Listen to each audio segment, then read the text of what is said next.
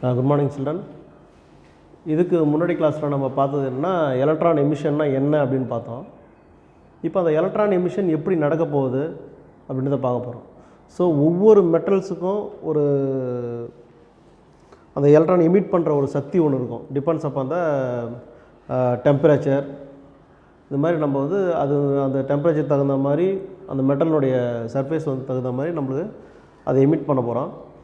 First இப்போ electron எமிஷன்னா ஒரு மெட்டீரியலில் ஒர்க் ஃபங்க்ஷன் எப்படி நடக்குது, அந்த வேலை எப்படி நடக்குது, எதை பொறுத்து நடக்குது அப்படின்றத பார்ப்போம். ஃபஸ்ட்டு இந்த ஒரு ஒரு ஒரு மெட்டலுடைய maximum kinetic energy of electron. இப்போது நம்ம முன்ன சொன்ன மாதிரி ஒரு பார்ட்டிகல்ஸ் நிறைய ஒரு ஆட்டம் மேலே பார்ட்டிகல்ஸ் நிறைய இருக்குது, அந்த எலக்ட்ரான்ஸ் இருக்குது. அந்த எலக்ட்ரான்ஸை வந்து நம்ம ஏதாவது ஒரு ஃபோர்ஸை கொடுத்து புஷ் பண்ணும்போது என்ன ஆகுனா அது கொஞ்சம் நகர ஆரம்பிக்கும், ரேண்டமாக சுற்றும் நம்ம முதல்ல பார்த்தோம். ஸோ அதே மாதிரி இப்போ நம்ம வந்து ஒரு குறிப்பிட்ட ஒரு maximum kinetic energy inside the metal, ஒரு மெட்டலுக்கு உள்ளே வந்து ஒரு கைனடிக் எனர்ஜியோடைய அளவு எவ்வளோ இருக்குன்னா 0.5 எலக்ட்ரான் வோல்ட். இது வந்து ஒரு அப்ராக்சிமேட் வேல்யூ, அக்யூரேட் வேல்யூ கிடையாது. நம்ம எடுத்துக்கிறோம் ஒரு 0.5 எலக்ட்ரான் வோல்ட் இருக்குதுன்னு வச்சுக்கோங்க. இப்போ மேக்ஸிமம் அது உள்ள அவ்வளோதான் இருக்குது, அதுக்கு மேலே இல்லை.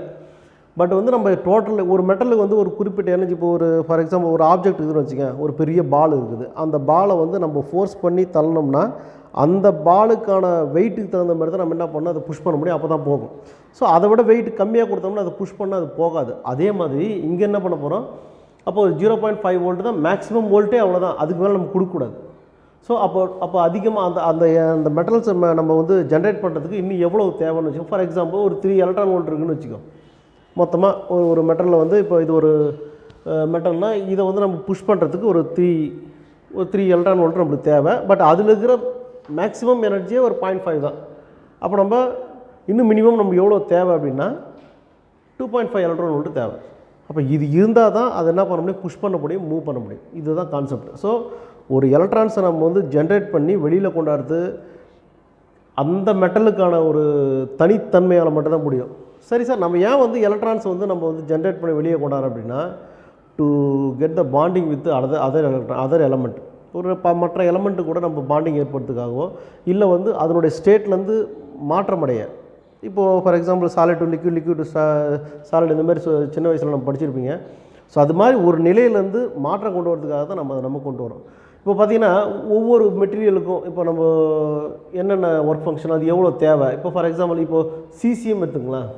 இப்போ சிசிஎம்மில் வந்து ஒரு மெட்டல், சிசிஎம் மெட்டலில் வந்து மேலே இருக்கிற எலக்ட்ரான்ஸை நம்ம எப்படி வெளில கொண்டாடுறது, அது எவ்வளோ எலக்ட்ரான் வோல்ட் நம்ம கொடுக்கணும். ஸோ அதை பேஸ் பண்ணி ஒரு அப்ராக்சிமேட்டாக அவங்க என்ன பண்ணுறாங்க, ஒரு எக்ஸ்பெரிமெண்டலாக கொண்டு வந்துருக்காங்க.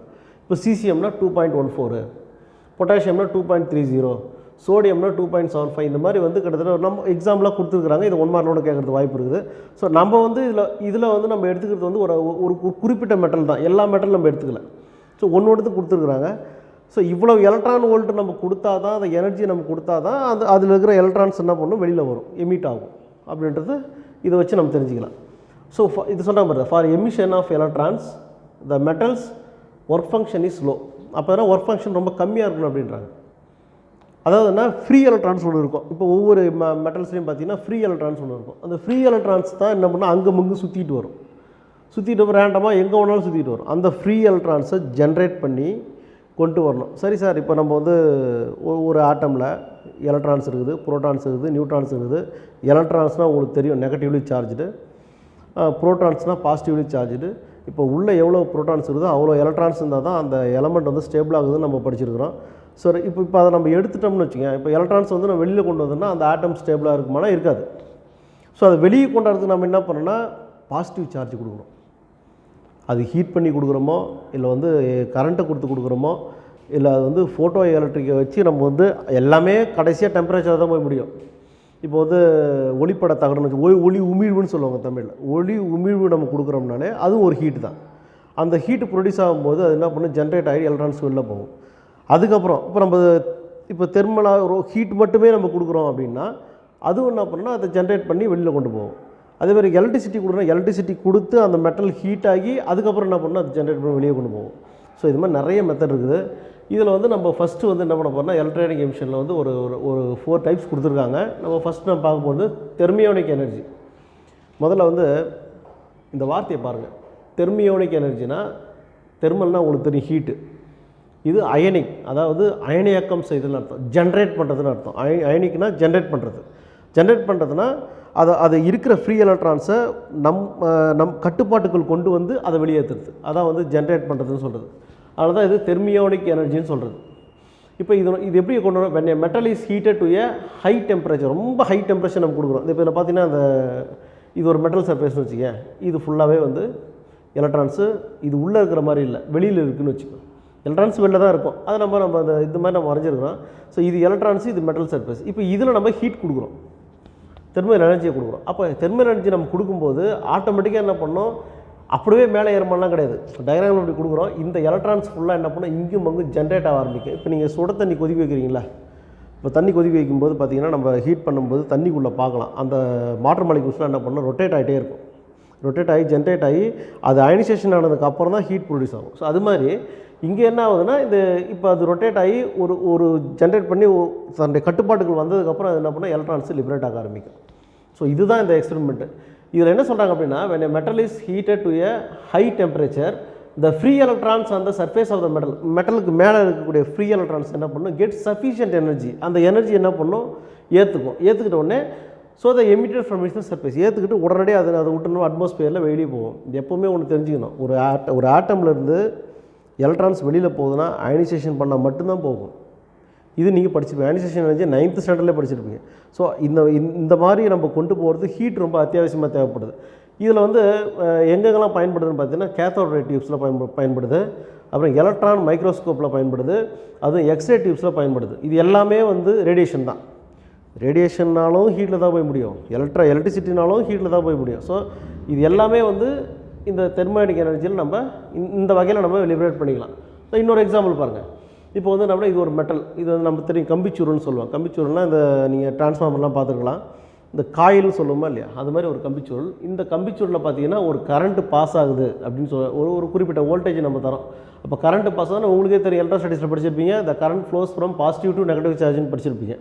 ஸோ இது மாதிரி அது கரண்ட்டு ஃப்ளோ ஆகும்போது கரண்ட்டு எந்த பக்கம் போகுது அது ஆப்போசிட்டில் எலக்ட்ரான்ஸ் வரும். ஸோ அந்த எலக்ட்ரான்ஸை நம்ம வந்து வோல்டேஜ் கொடுத்து நம்ம என்ன பண்ணோம், எமிட் பண்ணுறோம், அவ்வளோதான். ஸோ இது ரெண்டுமே இப்போ ஃபார் எக்ஸாம்பிள் நீங்கள் ஒரு மெட்டல் எடுத்து ஹீட் பண்ணிங்கனாலே, கரண்ட்டு கொடுத்தீங்கனாலே அந்த கரண்ட்டை நம்ம ஃப்ளோ பண்ணோம்னா ஆட்டோமேட்டிக்காக அது நம்ம ஹீட் ஆக ஆரம்பிக்கும். ஹீட் ஆகும்போது அதனோட எனர்ஜியை ஏற்றுக்கிட்டு அது என்ன பண்ணும், அயனைசேஷன் ஆகி வெளில போகும். ஸோ இது மாதிரி ஒரு 2 எக்ஸ்பெரிமெண்ட்டில் நம்ம தெர்மோடைனமிக் எனர்ஜியை கொண்டு வரலாம். அது வந்து இந்த ஆற்றல் இழப்பீடுன்னு ஒன்று இருக்கும். ஆற்றல் இழப்பீடுனா நம்ம எந்த ஒரு ஒர்க்கு செஞ்சாலும் எனர்ஜி லாஸ் ஆகும். ஸோ அந்த எனர்ஜி லாஸ் ஆகிறது எதை பொறுத்து ஈடுகட்ட முடியும்னா, depends upon the temperature of the metal. இப்போ ஒவ்வொரு பொருளுக்கும் ஒரு ரூம் டெம்பரேச்சர் ஒன்று இருக்கும். அந்த ரூம் டெம்பரேச்சர் கிராஸ் ஆகுதுன்னு வச்சுக்கோங்க, அந்த பொருளை ஏதோ ஒரு மாற்றம் ஏற்படும். ஒன்று உருகும், இல்லை வந்து அது ரொம்ப வந்து லிக்விட் ஸ்டேட்டில் வந்துடும். அதை வந்து நம்ம வடிவத்துக்கு கொண்டு வரலாம். இது எல்லாமே ஹீட் மூலிமா தான். சரி, அடுத்த டைப் பார்த்தீங்கன்னா வந்து ஃபீல்டு எமிஷன் சொல்லுவாங்க. ஃபீல்டுனா வந்து நம்ம எலக்ட்ரிக் ஃபீல்டை தான் நம்ம ஃபீல்டுன்னு சொல்லுவோம். ஸோ எலக்ட்ரிக் ஃபீல்ட்னா உங்களுக்கு தெரியும், பாசிட்டிவ் சார்ஜ் நெகட்டிவ் சார்ஜ், அதில் வந்து எப்படி அது ரெண்டும் வந்து இணையுது, அப்போ கரண்ட் எப்படி ப்ரொடியூஸ் ஆகுது, அந்த கரண்ட்டை நம்ம எப்படி மெஷர் பண்ணுறது, அது பொட்டன்ஷியல் டிஃபரன்ஸ் எப்படி கொண்டு வரதுன்றதுலாம் நீங்கள் படிச்சிருப்பீங்க. அதை பேஸ் பண்ணி என்ன பண்ணுறாங்கன்னா, ஒரு மெட்டல் எடுத்துக்கிட்டாங்க. அந்த மெட்டலை சுற்றி, அதாவது பார்த்திங்கன்னா இப்போ டிரான்ஸ்ஃபார்மர்ஸ் நீங்கள் பார்த்துருப்பீங்க, நடுவில் காயில் இருக்கும், சுற்றி மேக்னெட் இருக்கும், அது சுற்றும்போது ஒரு எஃபெக்ட் உண்டாகும். அது மாதிரி இங்கே வந்து மெட்டலை நடுவில் வச்சுட்டோம். அது மெட்டல் நடுவில் வச்சுட்டு அதில் எலக்ட்ரான்ஸ் எப்படி இருந்தாலும் மேலே இருக்கும் போது அந்த சமயத்தில் அதை சுற்றி என்ன பண்ணணும், நெகட்டிவ் சார்ஜும் பாசிட்டிவ் சார்ஜும் கரண்ட்டை நம்ம கொடுக்குறோன்னு வச்சுங்க. இப்போ ஃபார் எக்ஸாம்பிள் இங்கே பாருங்கள், நம்ம வந்து சும்மா ஒரு எக்ஸாம்பிளுக்காக கொடுத்துருக்கோம். இப்படி போட்டுங்க,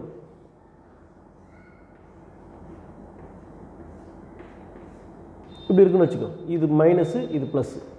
ஸோ இங்கே நெகட்டிவ் சார்ஜ், இங்கே பாசிட்டிவ் சார்ஜ். இப்போது எலக்ட்ரிக் லைன்ஸ் எங்கே போவோம், from positive charge to negative charge. இது நல்லாவே தெரியும் உங்களுக்கு, லைன்ஸ் இப்படி தான் பாஸ் ஆகும். அப்படி பாஸ் ஆகும்போது இது நடுவில் இங்கே நம்ம ஒரு மெட்டலை வைக்கிறோம், அதில் எலக்ட்ரான்ஸ் இருக்குதுன்னா ஆட்டோமேட்டிக்காக ஜென்ரேட் ஆகி ஃப்ரீ எலக்ட்ரான்ஸ்லாம் ஒரு இடத்துல குவியமாகி அது என்ன பண்ணுன்னா வெளியில் போக ஆரம்பிக்கும். ஸோ இதுதான் இன்னொரு 2 எனர்ஜி இருக்குது, நம்ம எமிஷன் இருக்குது.